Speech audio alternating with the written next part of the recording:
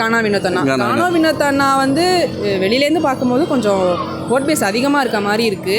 நிறைய வீடியோஸ் ஃபேவராக வரதுனால கூட அப்படியே கமருதீனுக்கு பாருக்கு சப்போர்ட் பண்ணி அவர் தெளிவான ஒரு பாயிண்ட் ஆனால் அவர் வைக்க மாட்டார். எல்லா இடத்துலையும் தெளிவாக பேசுகிறாள், அங்கே மட்டும் மலிக்கிறாரு, கொஞ்சம் கன்ஃபியூஸ் ஆகுறாரு. அதனால் நிறையா மக்கள் வந்து இன்ஃப்ளூயன்ஸ் தான் ஆகுறாங்க. அவங்க சரி நிறைய குரூப் ஆஃப் மக்கள் வந்து கானா வினோத் பின்னாடி போகிறாங்க. ஸோ அவர் கரெக்டாக இருப்பாரோ நினச்சி எபிசோடு பார்த்தா அவர் கரெக்டாக தான் தெரிவார். ஆமாம். ஸோ அதனால் கானா வினோத்துக்கு ஃபேன் பேஸ் கொஞ்சம் அதிகமாக இருக்க மாதிரி இருக்குது. திவ்யா வந்து பாயிண்ட்ஸ் வந்து நல்லா சொல்லுவாங்க. ஒருத்தவங்க சொன்னாங்கன்னா அதை வந்து ரிசீவ் பண்ணிக்கிற மாதிரியே இருக்க மாட்டாங்க. ஆனால் நீங்கள் அவங்களையும் தானே சொல்கிறீங்க, அதை கரெக்ட் பண்ணால் கொஞ்சம் நல்லா இருக்கும் அப்படின்னு தோணுது. அரோரா சொல்லலாமேக்கா, அரோரா நல்லா பாயிண்டாக பேசுவாங்க.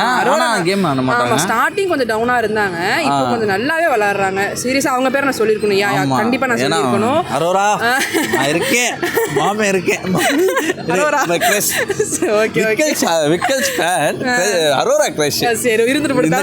ஃபுல் வீடியோவுக்கு மறக்காம கீழே உள்ள லிங்கை கிளிக் பண்ணுங்க.